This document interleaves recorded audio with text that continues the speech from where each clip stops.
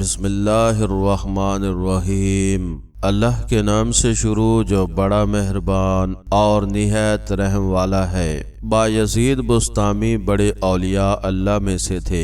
ان کا انتقال ہوا تو کسی نے خواب میں ان کو دیکھ کر پوچھا کہ حضرت اللہ نے آپ کے ساتھ کیا معاملہ فرمایا؟ تو جواب دیا کہ جب پیشی ہوئی تو اللہ نے پوچھا کہ بایزید میرے لیے کیا لائے ہو؟ میں نے کچھ دیر سوچنے کے بعد کہا، اے اللہ، کوئی عبادت اس لائق نہیں کہ تیری جناب میں پیش کر سکوں۔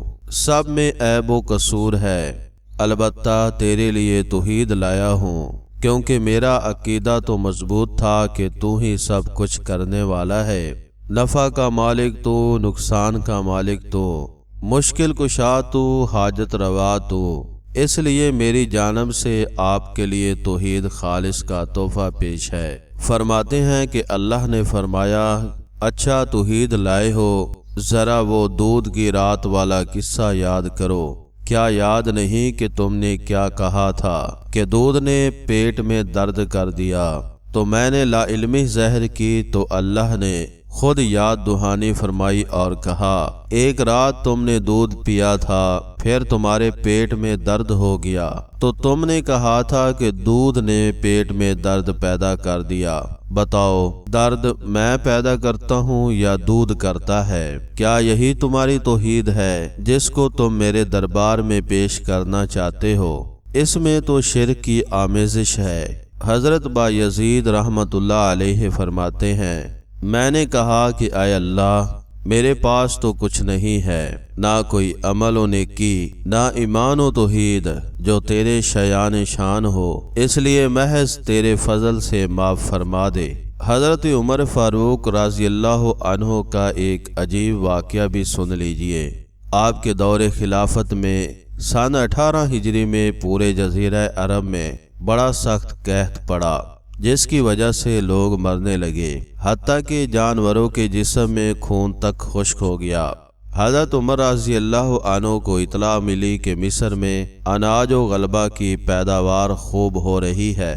آپ نے وہاں کے گورنر حضرت عمر بن عاص کو خط لکھا، یہاں حجاز میں غلہ کی کمی ہے اور مصر میں اس کی فراوانی ہے، اس لیے تم یہاں والوں کے لیے غلہ روانہ کرو۔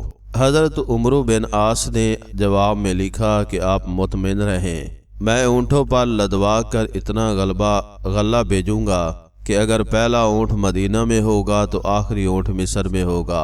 غیر یہ کہ غلہ آیا اور حضرت عمر فاروق رضی اللہ عنہ نے اس کو تقسیم کر دینے کا حکم فرمایا اور لوگ آ کر غلہ لے جا رہے تھے۔ ایک صحابی حضرت بلال بن حارث نے، جو جنگل میں رہتے تھے، انہوں نے جب غلہ کے بارے میں سنا تو چاہا وہ بھی آ کر غلہ لے جائیں۔ ان کے پاس ایک بکری تھی، ان کو ذبح کیا کہ کچھ کھا پیچ کر چلیں، مگر اس بکری میں خون کا ایک قطرہ تک نہ نکلا۔ یہ دیکھ کر وہ صحابی رو پڑے اور اسی حالت میں ان کو نیند آ گئی اور سو گئے۔ خواب میں دیکھا کہ حضرت محمد صلی اللہ علیہ وآلہ وسلم آئے اور فرماتے ہیں، حیات کی خوشخبری سنو اور عمر کے پاس جا کر میرا سلام کہو اور ان سے کہو کہ میں نے تم سے ایک عہد لیا تھا اور تم وعدہ کے پورا کرنے میں سخت اور پکے ہو، پس عقل سے کام لو، عقل سے کام لو۔ حضرت بلال بن حارث حضرت عمر فاروق رضی اللہ عنہ کے دروازہ پر حاضر ہوئے اور ان کے خادم سے فرمایا کہ حضرت عمر رضی اللہ عنہ سے رسول اللہ صلی اللہ علیہ وآلہ وسلم کے قاصد کے لیے اجازت لو۔ حضرت عمر رضی اللہ عنہ یہ سن کر خود باہر تشریف لائے، انہوں نے ساری بات آپ کو بتائی۔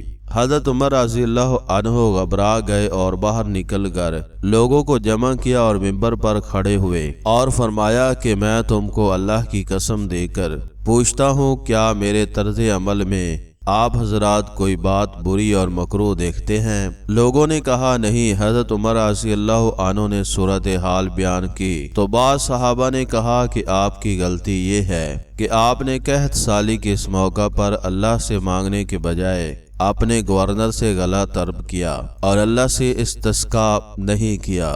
یہ بات آپ صلی اللہ علیہ وآلہ وسلم کو پسند نہیں آئی اور اس پر آپ کو تنبیہ کی گئی۔ حضرت عمر رضی اللہ عنہ نے فرمایا کہ ہاں یہی بات ہے۔ پھر آپ نے نماز استسقا پڑھی اور نبی اکرم صلی اللہ علیہ وآلہ وسلم کے چچا حضرت عباس رضی اللہ عنہ کا واسطہ دے کر اللہ سے دعا فرمائی۔ اتنے میں لوگوں نے دیکھا کہ بادل منڈلا رہے ہیں، پھر بارش ہونے لگی۔